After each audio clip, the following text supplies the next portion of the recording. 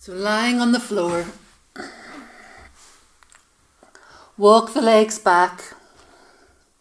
You can have the head on one side. You can rest. I like to rest my hands because I wear my glasses, but that's up to you. Toes in, heels out, and let the breath flow and feel the massage of the belly with the breath against the floor.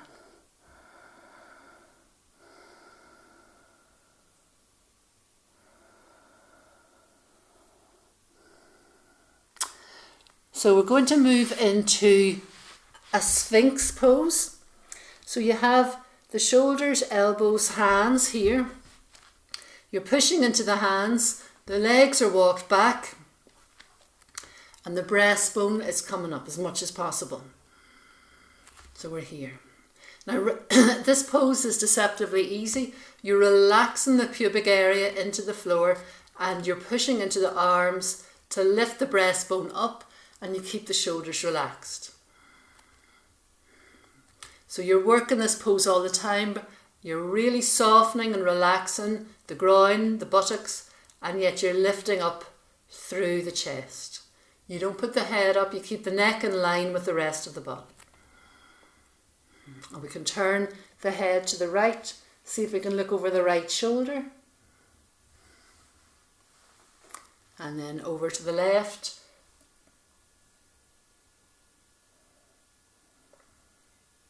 Feeling that stretch in the neck, back to centre, push into the hands, bring the elbows out, release and have the other cheek on the mat. Take a breath or two there. Breathing in, now we're going to just keep walking the legs back. So breathing in, lift the right leg up, lengthen it back, bringing it down on the out breath. Breathing in, left leg up, lengthen it back, down on the out breath. So just walking those legs back. The head can be down. I've just got the head up so I can talk. And then we'll bring the arms out to the side. Like airplane arms if you have space. Fingers stand the fingers. Push the tops of the feet into the floor and lift the breastbone up, using the hands to bring the breastbone up a little bit more. Keep the shoulders relaxed, keep pushing the feet into the floor and keep lifting the breastbone up, but not the head like this. Keep the neck in line so you may be looking at the front of your mat. If you can bring the hands up, go for bringing the hands up. If you want to make airplane noises, meow, feel free to do that. And then release and put the other cheek on the mat, toes in, heels out, release and relax.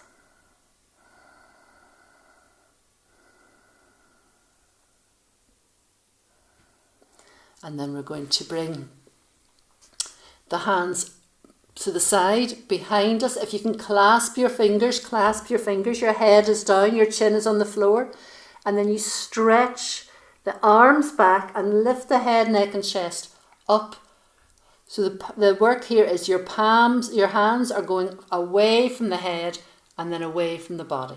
So you're squeezing the shoulder blades, pushing the tops of the feet into the floor as you lift the breastbone up. And then release and down and the other cheek on the mat. Toes in, heels out and breathe.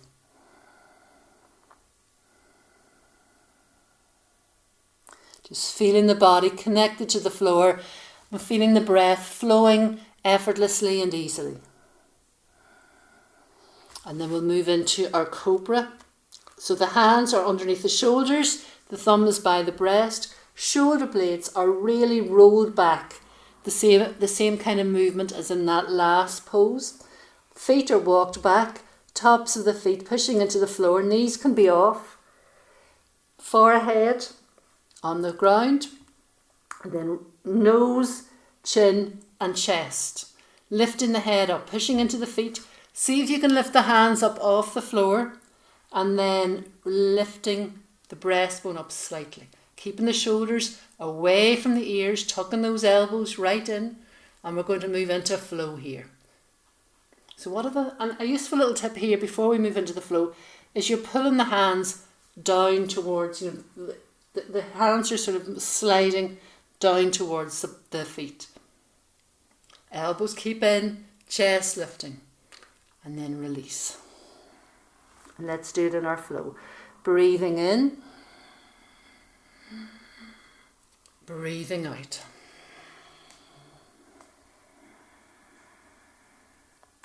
Breathing in.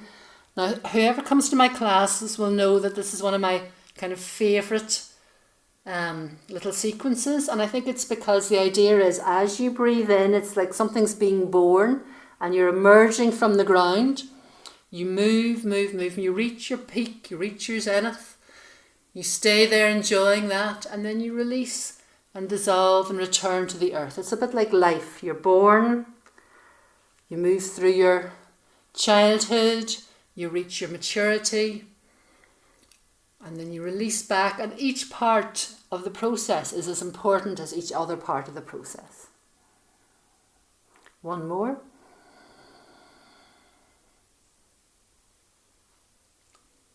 And release. And again, just relax your chin or your cheek onto the mat and take a moment, toes in, heels out, and really relax and let the body sink into the ground.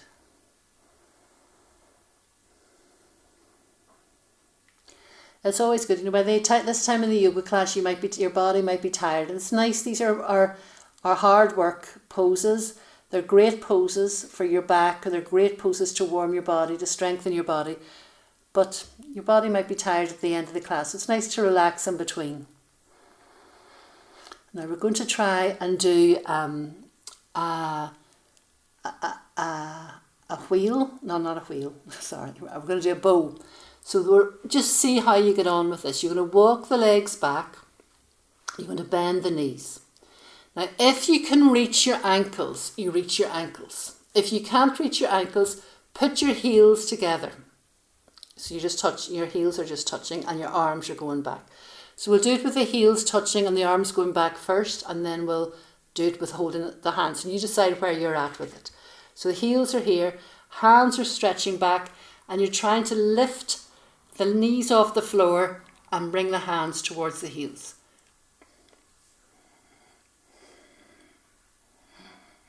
And then release. And then we'll try it the other way. So I like to lift my hand to grab hold of my ankles. Don't have the knees out too much. You don't want them really wide to get them. You want the knees in line with the rest of your body. The shoulders are turning towards each other. You push the hands, the ankles into the hands, which will squeeze the shoulders, lifting the knees up off the thighs up off the floor, and you come up like so. Where's the breath?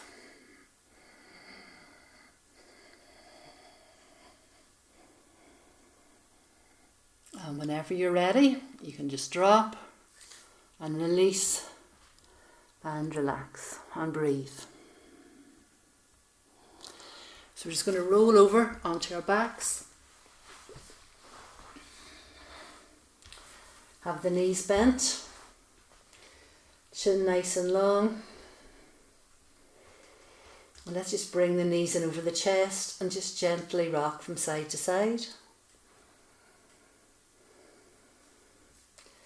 And we hug the knees in and lift the head, neck and chest up.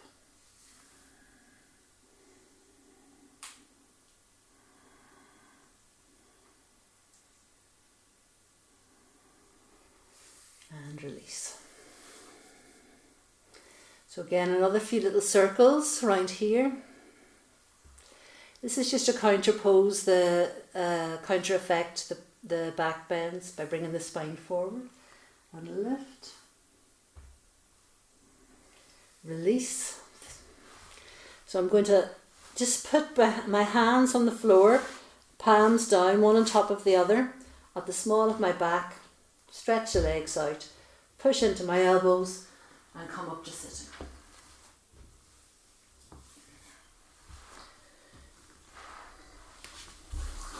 So sitting nice and tall, finger stand the fingers.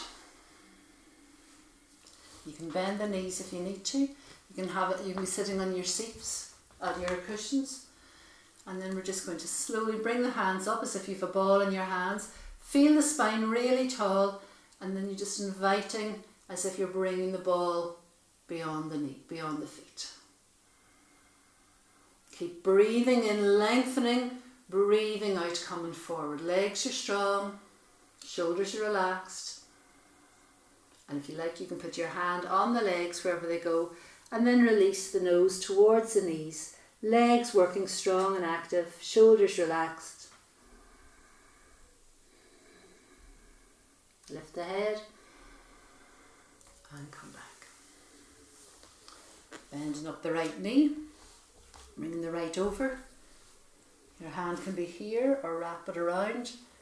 Right hand behind you, lift and rotate.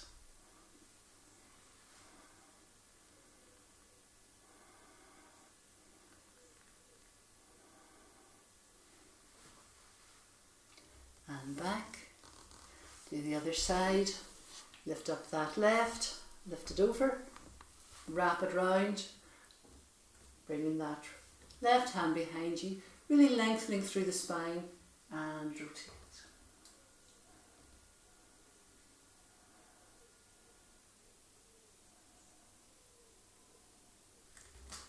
And slowly coming back. So we're going to just do a little bit of breathing before our final relaxation.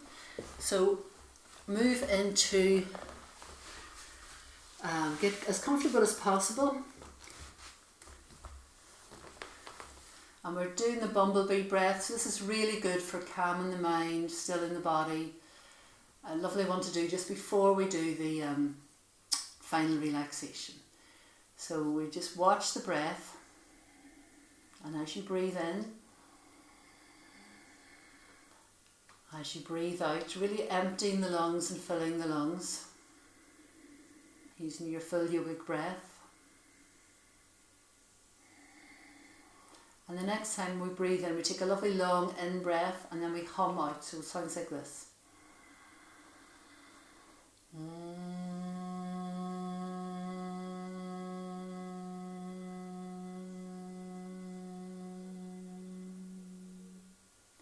We're going to do 5 of those, and if you'd like to cover your ears, this is up to you. If you want to just use your fingers and cover your ears while you do it, it really keeps the sound inside your head.